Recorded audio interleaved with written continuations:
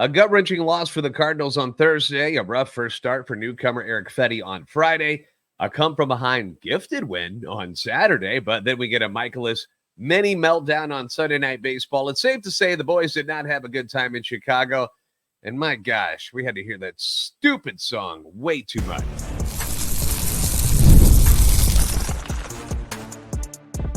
You are Locked On Cardinals, your daily St. Louis Cardinals podcast, part of the Locked On Podcast Network, your team every day.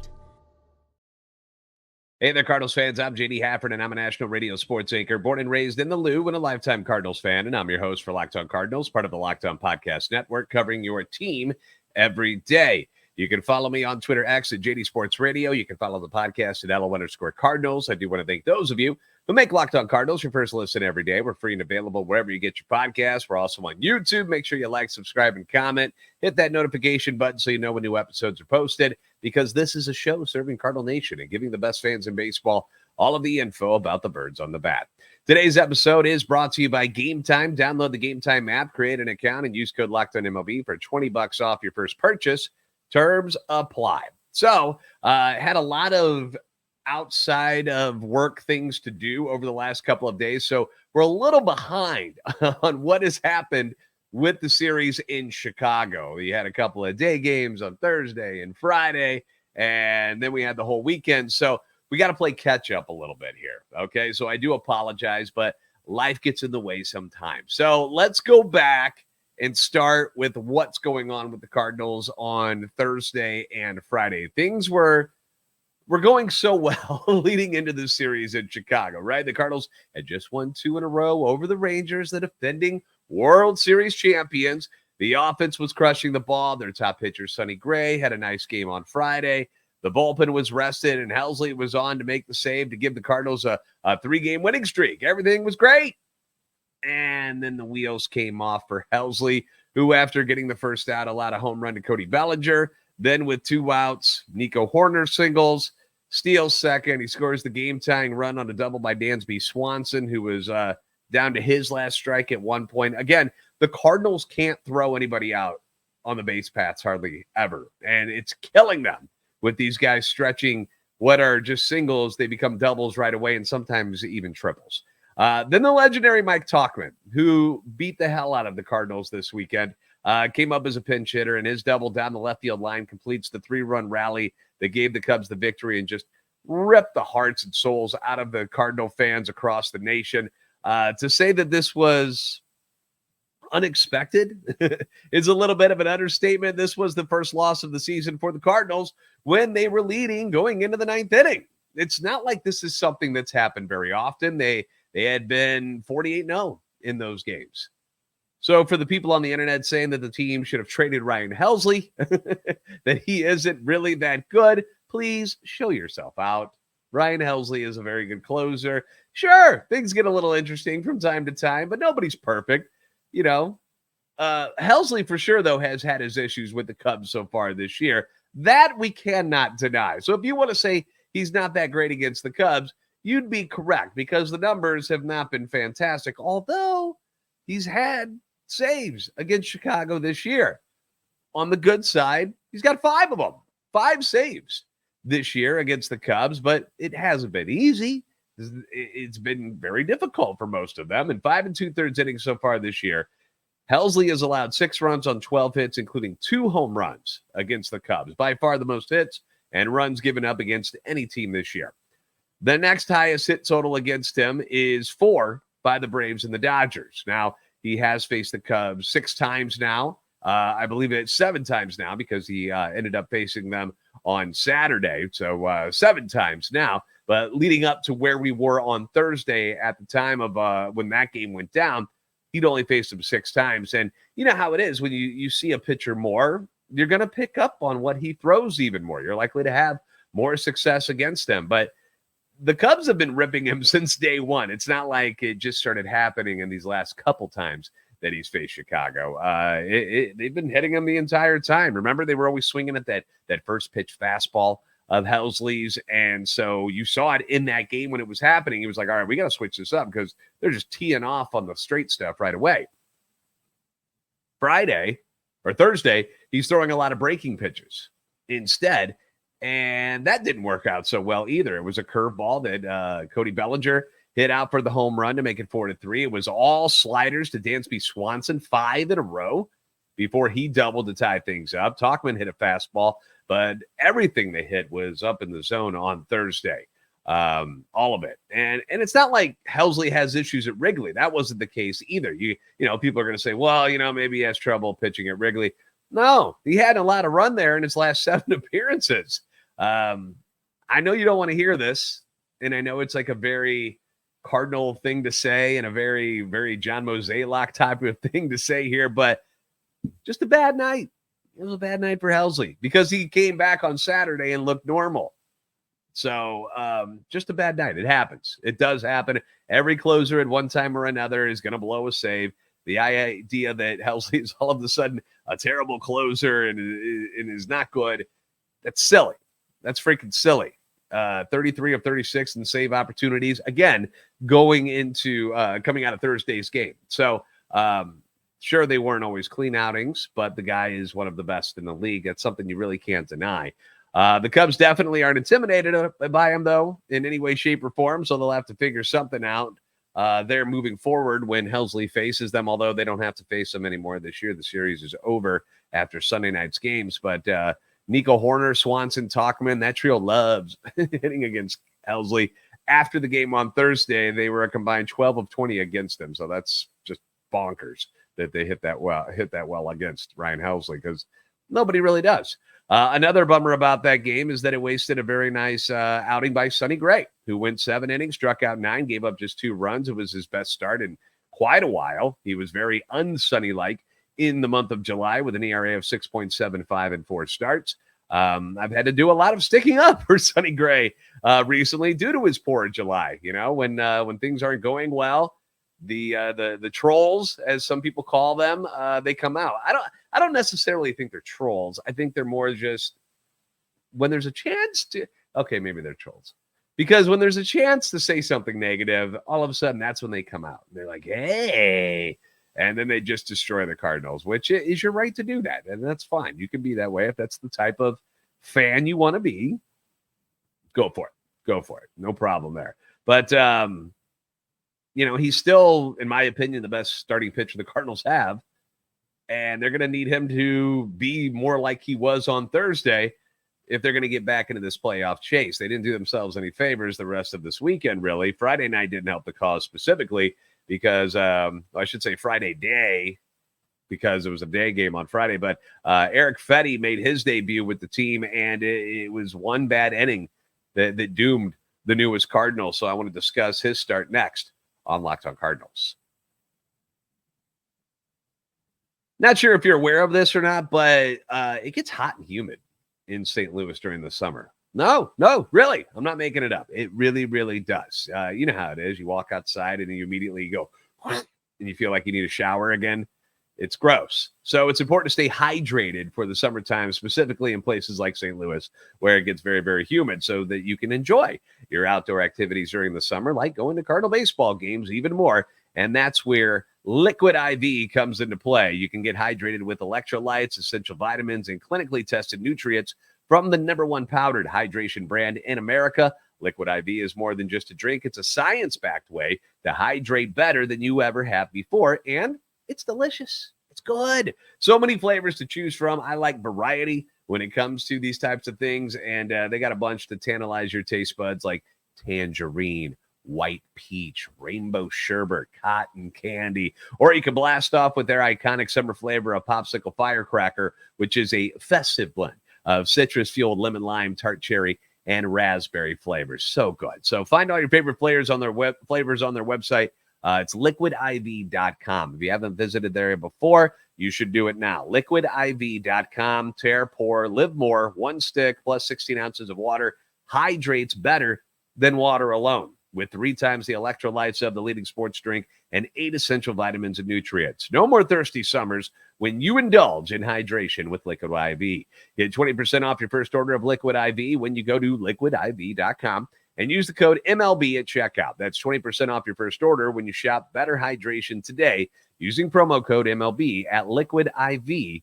SupplyHouse.com. Order supplies from the website that's made for the skilled trades. Find thousands of parts from hundreds of brands in just a couple of clicks at SupplyHouse.com. Now, SupplyHouse.com is going to give you 24/7 access to a huge selection of plumbing, HVAC, and electrical supplies with fast delivery anywhere in the United States. Now, if you need help with an order, you don't have to talk to a robot and worry about finding the menus and all that jazz. It's not going to happen with them. Get industry-leading after-sales service from their friendly and knowledgeable customer support team where you can talk to a real person every time. And there's great news for plumbers, technicians, contractors. Being a pro has got its perks. Trade industry professionals can join their free TradeMaster program for free shipping and serious discounts on every single order. Over 100,000 pros already trust the TradeMaster program to deliver results. You can apply for your membership today and get a competitive edge on every order at SupplyHouse.com/PM. Save money and time when you order online. Order plumbing, HVAC, and electrical supplies from SupplyHouse.com. Real people, real service.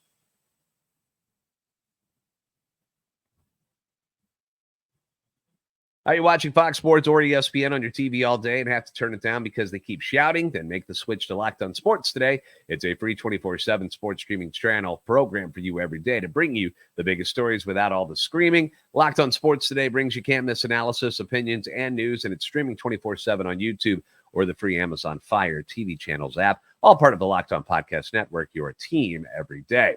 So the Erick Fedde era of Cardinal baseball got off to a very rocky start on Friday, when he got dinged by the Cubs for 5 runs on 6 hits, including 2 home runs, all of the scoring coming against him in that second inning. Now, Fedde gave up, 3 consecutive one-out singles before the first 3-run homer went down. Christian Bethancourt ends up hitting that. He was the 9th place hitter, which, gosh, that sucks.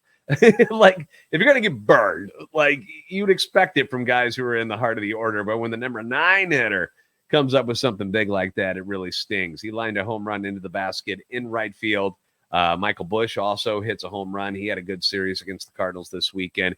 And just like that, the Cardinals were down 5-0. And essentially, the game was over. Now, Fedde had a rough first 2 innings. He threw 23 pitches in the first inning, which probably took its toll on how his command and how he was feeling when that second inning rolled around. I think it was 64 pitches he threw in the first 2 innings. I think that's what it was. He just wasn't very sharp. He wasn't very sharp in the first couple of innings. After the game, he admitted that, saying, honestly, I just had terrible command. I was missing a ton arm side and up in the zone, and that brought me to long at-bats, and I couldn't put people away. I've got to be better about making the correction in the inning, and I just let the moment get too big, and I let the moment speed up. It's a mistake I can't make again. And we hope he doesn't, because this is not why you traded for him. You didn't trade for him to just do what Cardinal pitchers have done for most of the year. And that's, pitch okay for most of the game, but then have like the one bad inning and it puts you behind the 8 ball and you're down 5-0 and your guys got to play catch up. And it's really, really difficult to do that. Fedde came into the day 7-4 with a 3.11 ERA, falls to 7-5 overall. ERA shoots up to 3.34, which is still outstanding, but obviously not the results we were hoping for in his first game with the St. Louis Cardinals. You know, you were hoping that the momentum and the excitement of all of it would help him pitch even better, and it did not. He's also had his troubles with the Cubs already this year, so the fact that they were able to hit him a little bit should not have come as much of a surprise. He's now allowed 8 earned runs in 10 innings against them this season. That's a 7.20 ERA. So cool. That's not what we want to hear. When asked about how he felt about his debut, he said, you know what they say about first impressions, and I wanted it to be a special one, but I didn't quite have that today. I just have to move on to the next one and start working my way back, which is all you can really do. I mean, you can't just sit here and dwell about it all the time. You gotta get back on the horse, right? You get bucked off, it means you got to get back on that horse, try it again. Now, as rough as that second inning was, and it was rough, it was not fun to watch. It was just one of those infuriating moments, because not only is it happening in his first game with the Cardinals, but it's happening against the Cubs, which makes things oh so worse. Because if there is a team in this league that the Cardinal fans do not want to lose to ever, it is the Chicago Cubs. And for them to bang out a bunch of hits and home runs and stuff against the Cardinals' new toy. Kind of frustrating. But after that second inning, Erick Fedde did settle in kind of nicely. He retired the final 10 hitters that he faced. And I know that it doesn't matter. The damage had already been done. They lost the game. Fedde looked very average in the first couple of innings. And people are angry about it, man. And they're going to jump to conclusions. They're going to have reactions to it. I got plenty of comments. Here, I'll give you a couple of these. Looks like the typical pitcher that the Cardinals go after. Great. We got another pitcher who isn't any good against the Cubs. Mo thinks picking up a guy with a history of a 4 or 5 ERA is going to help this team. Please, DeWitt, fire Mo and his sidekick, Chaim Bloom. Now we want Chaim Bloom fired? Wow. Hire Pujols as your new president of baseball operations with all new front office people who know baseball talent, not computer databases. Clean out the house. A lot of stuff like that. A lot of stuff like that kept coming to me. I'm not going to condemn Erick Fedde after one really bad inning and say that, yeah, he's a bust, it's over, because I did see improvement over the rest of the game. You have to admit that he did look better and had a lot better pitch placement the rest of the way. You know, his command, which was it was sloppy. It was just kind of all over the place in the first couple innings. He finally reeled it in, got into a zone, and pitched pretty well over the next few innings. But again, yeah, damage is done already. All right, too little, too late, right? So need a couple more starts, though, before I start making judgments on what Erick Fedde is going to be for this team moving forward. Obviously, the fan in me is hoping that he does wonderful things and throws like 7 no-hitters, but that's not real. But, you know, you hope that he pitches better and gives the boys a better chance to win from the get-go. Like, if you're going to give up 5 earned runs, like, I mean, you don't really want that to ever happen, but you don't want to be down 5-0 by the second inning, you know, because right then you're already, the life is just sucked out of the game. But there were some opportunities on Friday where the Cardinals could get back into it, and that's where I can make a judgment call. I'm not going to make a judgment on Erick Fedde yet, but I can make a judgment on the Nolan Arenado at bat in the third inning, which was one of the biggest what the funk are you doing moments of the weekend. And then Ali pinch hitting for Michael Ciani late in the game. Both situations, the bases were loaded. Cardinals were threatening. Got to talk about those next on Locked On Cardinals. Going to baseball games in St. Louis, it's a tradition. You and the family, you'll want to go make the trip to Ballpark Village, grab a pregame meal. Not too much, though, because you want to save room for, you know, hot dogs and the adult beverages later on. And then it's on to Busch Stadium to cheer on your Cardinals. And when you need tickets to the game, look no further than the Game Time app. Game Time is an authorized ticket marketplace of Major League Baseball, and it makes getting tickets easier, makes it faster, which is something we all want. Prices on the Game Time app, you'll be surprised. They actually go down the closer you get to first pitch. It really does happen. They've got killer last-minute deals. They got the all-in prices, which is great. So there's none of those like, oh, these tickets are only $5, and then they're like 25 by the time you go to checkout. They have the all-in pricing there, so no surprises. You get views from your seat, so you know exactly what you're going to be getting into. And their lowest price guarantee. Game Time takes the guesswork out of buying Major League Baseball tickets. Again, last-minute deals are huge. You can save up to 60% off buying last minute for sports, as well as comedy shows, concerts, theater, any of the stuff you're into that you need a ticket to get into. College sports, college football and stuff is starting to fire up here real soon. So MLS tickets, it's all there. It's all there on the Game Time app. So do yourself a solid. Take the guesswork out of buying MLB tickets and tickets to any event with Game Time. Download the Game Time app, create an account, and use code LOCKEDONMLB for $20 off your first purchase. Terms apply. Again, create an account, redeem the code LOCKEDONMLB, which is LOCKEDONMLB, for $20 off. Download Game Time today. Last minute tickets, lowest price guaranteed.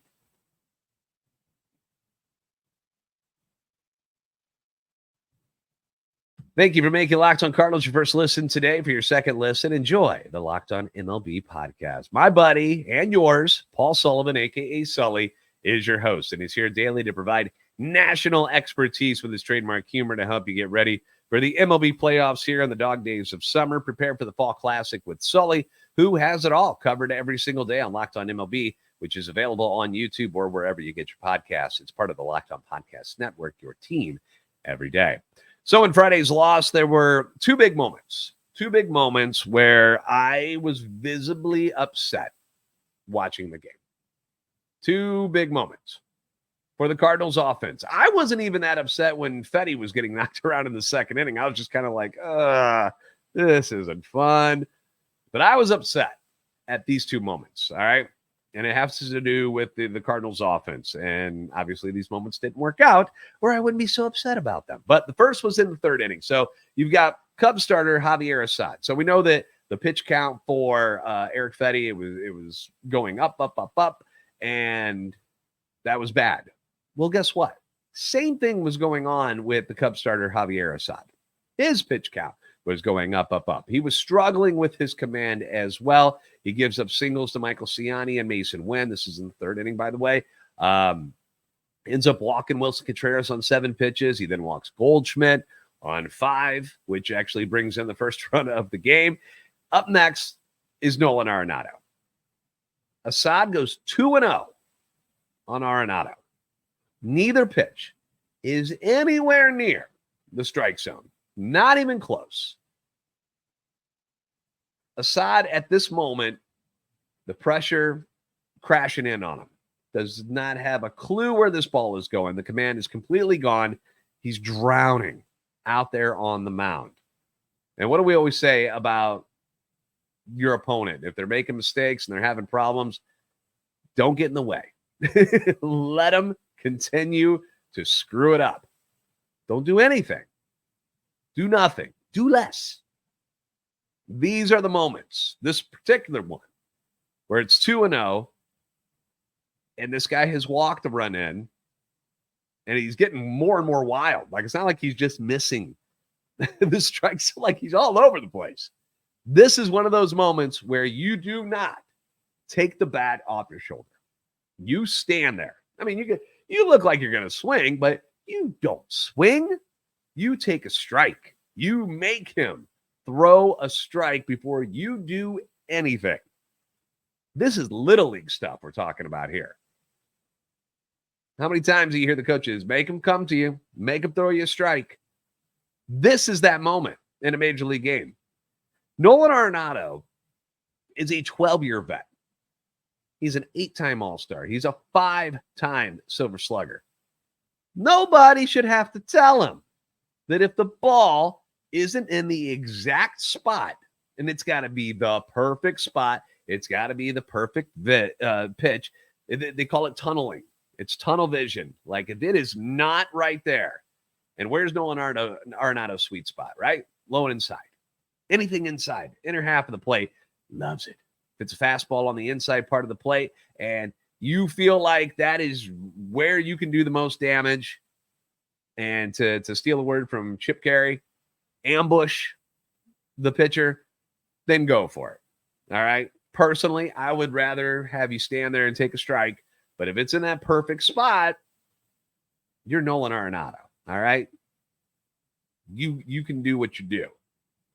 But for whatever reason, Nolan Arenado swings at a pitch that is about, I don't know, letter high. Like, even if it was over the plate, I think it still would have been up in the zone. I don't think it would have been a strike. But it's that high, and it's about a foot outside. It's a cutter. There's no way that is where he was looking for the pitch to be. And like, that's what I want. I want the up and away pitch. That is not Nolan Arenado's strong suit. And he swings at it. And it's a lazy fly ball that crushes the threat, ends the inning, and caused me to start hyperventilating. I'm like, what is he doing? How are you swinging at that? What about that pitch possibly looked good? I have no idea. It was ridiculous and frankly, terrible, terrible baseball. Then in the 8th inning, the Cardinals are threatening again. Bases loaded again. The Cardinals have scored 2 more runs thanks to Cubs walks. They walked 2 more guys in. Score at this point is 5-3. And instead of letting your center fielder, who you've just basically said, you're our guy, you traded Tommy Edman, no longer a threat to come back and steal any playing time. Dylan Carlson's out of the picture. He's not going to bother you anymore. Michael Ciani's your dude, right? He was already 1 for 2 in the game, was riding a 9-game hitting streak, was batting .444 over that 9-game span. He's one of your hottest hitters. And manager Ollie Marmol pinch hits for him with Brandon Crawford. Now, during the telecast, they put up on the screen what Brandon Crawford had done against Cubs reliever Hector Neris in his career. 5 for 7. But those at-bats were quite a while ago. When he did the damage against Hector Neris, he was not wearing a St. Louis Cardinals uniform. Brandon Crawford is a shell of the hitter that he used to be when he was in his heyday with the Giants. And what does he do? You pinched hit for him. He strikes out on 4 pitches. Threat over. Moving on to the bottom half. Cubs get another run on a error when they picked off the guy at second. They lose 6-3. I'm sorry, and I stick up for Ollie a lot for things that he does, but that was a terrible move. That didn't make any sense. This is not the Giants' Brandon Crawford that is in your dugout. You have got to quit looking at him as if he's that guy still. He's not. He's a guy the Giants didn't want anymore because his skills have eroded enough where they didn't find him useful. Cardinals picked him up, thought he'd be a good presence in the clubhouse, helped Mason win, kind of learn the shortstop position. And these are things that, as far as I know, he's done fantastic at. Like, he's been a great guy. They love him. They love him in the clubhouse so much that I'm told that even if it came up to whether or not to DFA Brandon Crawford, there's no way they're cutting him. They love him. They think he's great. But you have to realize what kind of player he still is. He's a guy that's batting 179 with an OPS plus of 62. That's who he is now. He's not the guy from 3 years ago that was mashing the ball in San Francisco. And your choice was to replace your best outfielder, your center fielder, and one of the hottest hitters on your team with the bases loaded and the game in the balance with that guy, a guy who is hitting 179 with an OPS plus of 62. Don't care what the career numbers were from a couple of years ago. Who is he now? I hated it. I still hate it.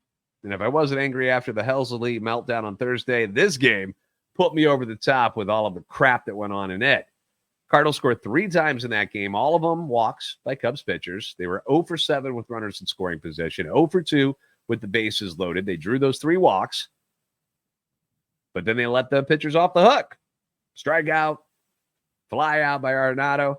They're 14 of 76 with the bases loaded this season after Friday's game.